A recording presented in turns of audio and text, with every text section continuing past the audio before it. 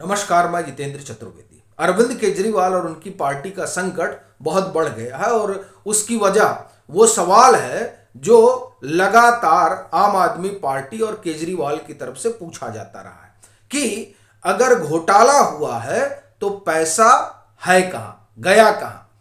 अब दरअसल ईडी जो है उस रहस्य से पर्दा उठाने लगी है। यही वजह है कि पार्टी, सरकार और केजरीवाल सदमे में चले गए हैं। क्यों साहब? अब कहां से पैसा उठाया गया, किसके कहने पर उठाया गया और कहां पहुंचाया गया, ये सारी बातें ईडी बताने लगी है और सब रिकॉर्ड पे आने लगा है। यही कारण है कि अरविंद केजरीवाल की मुसीबत बहुत बढ़ गई है। तब ये सवाल उठता है कि आखिर में पैसा किसके पास गया। इस पर हम लोग विस्तार से बात करेंगे। चर्चा इसकी भी करेंगे कि आम आदमी पार्टी में आपात बैठकों का दौर क्यों चल रहा है। क्या पार्टी टूट की कगार पर आकर खड़ी हो गई है और अरविंद केजरीवाल के तिहाड़ जाने की जो संभावना है वो क्या इतनी बढ़ गई है कि अब मुख्यमंत्री भी ढूंढा जाने लगा है, चूंकि ईडी का शिकंजा तो कसता जा रहा है। तो इन तमाम मुद्दों पर हम लोग एक एक करके चर्चा करेंगे, लेकिन सबसे पहले आते हैं कि पैसा किसके किसके पास गया। क्या अरविंद केजरीवाल के आप ये कहें कि दरवाजे पर भी पहुंचा? नहीं पहुंचा तो किसके यहां पहुंचा, और अगर पहुंचा तो किसके थ्रू पहुंचा? सबसे बड़ा सवाल ये है। लेकिन इस सवाल पर हम बात करें उससे पहले दिल्ली जल बोर्ड की चर्चा कर लेना बड़ा जरूरी है, क्योंकि वहां आरटीआई लगती है। उस आरटीआई से पता चलता है कि 160 करोड़ रुपए की हेराफेरी हुई है और ये हेराफेरी जो 3700 करोड़ रुपए की हेराफेरी का आरोप लगा उससे भी अलग है, और यह हेराफेरी जो 500 करोड़ रुपए का आरोप लगा है उससे भी अलग है। अब आप देखिए कि दिल्ली जल बोर्ड में किस तरह से घपले घोटाले हो रहे हैं। अब दूसरा सवाल यह उठता कि यही तो सवाल पूछा जा रहा है कि घोटाला हुआ तो पैसा गया कहां। तो ईडी ने भी 10-12 जगह छापेमारी की थी 6 फरवरी 2024 को। वो छापेमारी दरअसल इसी बाबत हुई थी क्योंकि ईडी को इस बात का पूरा अंदेशा है और एक तरह से आप कहें कि प्राइमा फेसाई उनके पास इस तरह के सबूत हैं कि दरअसल ये जो गड़बड़ी हुई है, ये तमाम उस गड़बड़ी में जो पैसे हैं वो दरअसल पार्टी फंड में गए हैं। इसीलिए जो छापेमारी हुई उसमें एक नाम आम आदमी पार्टी के कोषा अध्यक्ष का भी रहा, नहीं तो उनके यहां जाने का कोई मसला ही नहीं था। जाने के पीछे का कारण यही था कि ईडी ये समझ रही है और उसके पास इस तरह के आप कहें कि प्रमाण भी हैं कि पैसा कहां कहां पहुंचा और उसमें एक पार्टी भी है। तो अभी तक जो सवाल पूछा जा रहा है कि पैसा कहां गया, तो उसमें एक देखिए पार्टी आ गई। अब दूसरा, दिल्ली के शराब घोटाले में ये इसमें भी कहा जा रहा है कि साहब ये तो गए हैं और चवन्नी कहीं नहीं मिली, लेकिन यहां ईडी ने तो पूरा कच्चा चिट्ठा खोल कर रख दिया दिल्ली हाई कोर्ट में कि साहब पैसे कहां कहां गए और किसके कहने पर गए। और उसमें सबसे पहला नाम तो विजय नायर का है। विजय नायर वही है जिनको जब सीबीआई उठा कर लेकर जाती है तो दूसरे रोज अरविंद केजरीवाल प्रकट होते हैं और नाम लेकर कहते हैं कि वो हमारा अदना सा कार्यकर्ता है। यह बात तब की है जब गुजरात में विधानसभा का चुनाव होना था। अब आप देखिए कि उस चुनाव से ठीक पहले विजय नायर को उठाया जाता है और उनके लिए अरविंद केजरीवाल भाव विभोर हो जाते हैं। उन्हीं विजय नायर के कहने पर पैसे उठाए जाते हैं। कहां से? समीर महेंद्रू के यहां से। कहां से? अभिषेक बोनापल्ली के यहां से। और पैसा उठाने वाला बता रहा है कि साहब हमने पैसे उठाए। अभिषेक बोनापल्ली के यहां से पैसा उठा पार्टी फंड के लिए 4 करोड़ रुपए। उसमें से 1 करोड़ रुपए जो है वो कहां गया? वो गया संजय सिंह के यहां।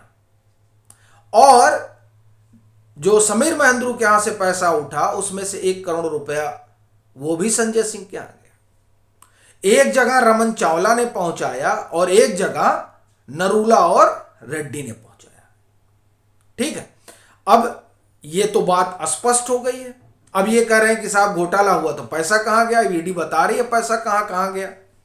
अब जब ये बात पता चल रही है तो बुखार छूट गया और उसमें से जो 3 करोड़ रुपए हैं जो 4 उठे थे उसमें से 1 संजय सिंह के यहां गए और 4 चले गए विजय नायर के यहाँ। अब विजय नायर के बारे में हमने आपको बताया ही, और ये वही विजय नायर है जिनको लेकर इन्होंने कहा था कि हमारा बच्चा।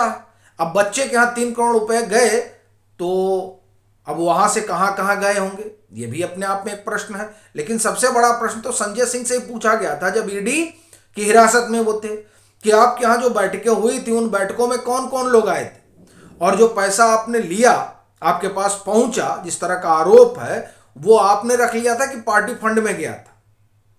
तो ये जो सवाल संजय सिंह से ईडी ने पूछे थे, संजय सिंह ने जवाब तो नहीं दिया था। हाँ, वो उन्होंने जरूर पल्ला झाड़ लिया था कि नहीं नहीं नहीं, हमने तो कुछ लिया ही नहीं, लेकिन सब रिकॉर्ड पे आ गया।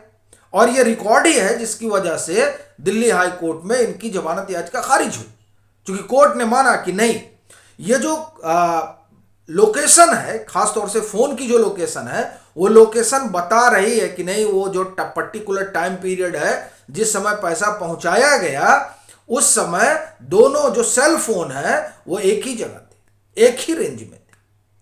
तो अब एक ही जगह थे तो जाहिर सी बात है कि उस पर्टिकुलर टाइम पीरियड में यही हुआ होगा। एक और दूसरा जो लेकर गया वो भी कह रहा है।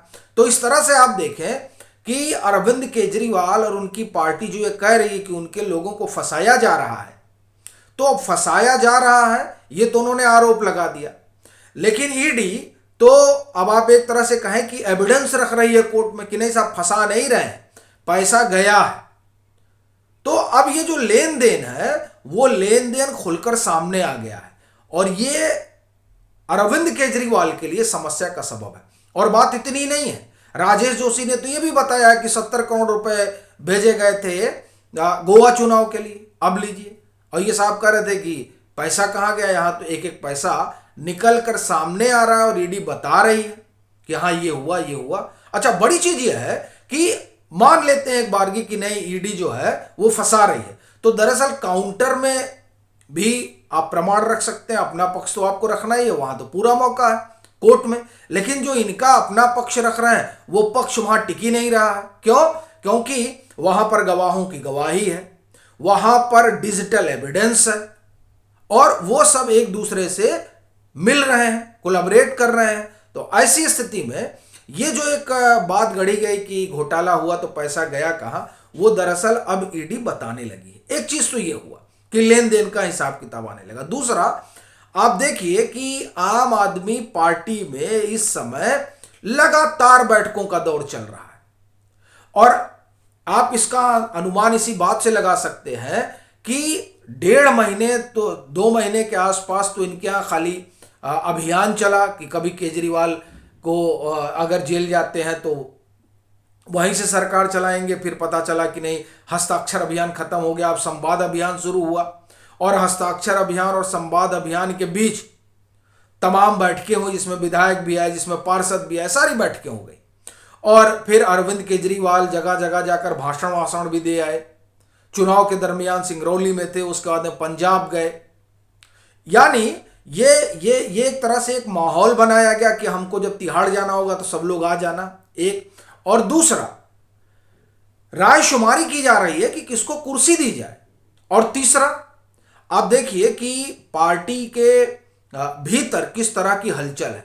आप उत्तराखंड ले लीजिए, आप छत्तीसगढ़ ले लीजिए, यहां क्या हो रहा है, यहां भगदड़ मची हुई है। आप हरियाणा ले लीजिए, जो ये बड़े बड़े नेता लेकर आए थे, सारे नेता आम आदमी पार्टी को नमस्कार कह रहे हैं, वो कह रहे हैं साहब हम तो जा रहे हैं।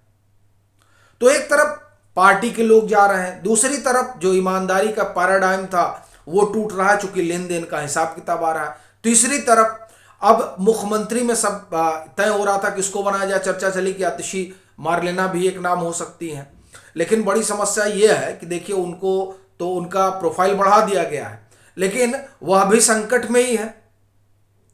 ये जो दिल्ली का शराब घोटाला हुआ है, या फिर वो जिस विभाग में है, जिस की मंत्री हैं, आप देखिए दिल्ली जल बोर्ड वाले में भी मामला खुल रहा है, यहाँ शिक्षा वाले मसले में भी तमाम तरह के आरोप प्रत्यारोप हैं। तो इस तरीके से आप देखें तो उनके लिए भी बड़ा भारी संकट है। अच्छा, सौरभ भारद्वाज, तो वहां भी देखिए दिल्ली जल बोर्ड वाला मसला था, चूंकि पहले वो भी जल मंत्री रह चुके हैं। तो अब वहां जो है इस बात को भी लेकर चर्चा हो रही कि कौन हो सकता है। कौन हो सकता है पे बात है, और दूसरी तरफ जो है पार्टी में एक अलग तरह की स्थिति परिस्थिति पिछले 2-3 महीने से दिखाई दे रही है। तो इस नजरिए से अगर आप देखें तो एक तरफ जो जो पैराडाइम अरविंद केजरीवाल ने गढ़ा था वो ध्वस्त हो रहा है, दूसरी तरफ सबको अपना भविष्य का डर सता रहा है कि साहब अगर अरविंद केजरीवाल बंद हो जाएंगे तो हमारा क्या होगा। तीसरी चीज, जिस ईमानदारी पर आप ये कहें सवार होकर ये लोग सत्ता में आए वो तो अब एकदम चूर चूर हो रही है। तो इस वजह से भी ऐसा लगता है कि जो पार्टी में तमाम जगह से लोग जुड़े हैं वो लोग भी अब कन्नी काटने लगे हैं। तो कुल मिला जुलाकर स्थिति यह है कि अरविंद केजरीवाल के लिए आगे कुआं और पीछे खाई है। तो अब देखने वाली बात रहेगी कि आम आदमी पार्टी का जो ये सियासी दौड़ भाग है वो किस करवट बैठता है, और ये जो जांच पड़ताल चल रही है इस जांच पड़ताल में अरविंद केजरीवाल और उनकी पार्टी और सरकार का होता क्या है। अभी के लिए फिलहाल इतना ही। अगर आप मतांतर से नहीं जुड़े हैं तो जुड़ें, वीडियो को लाइक करें और खूब शेयर करें।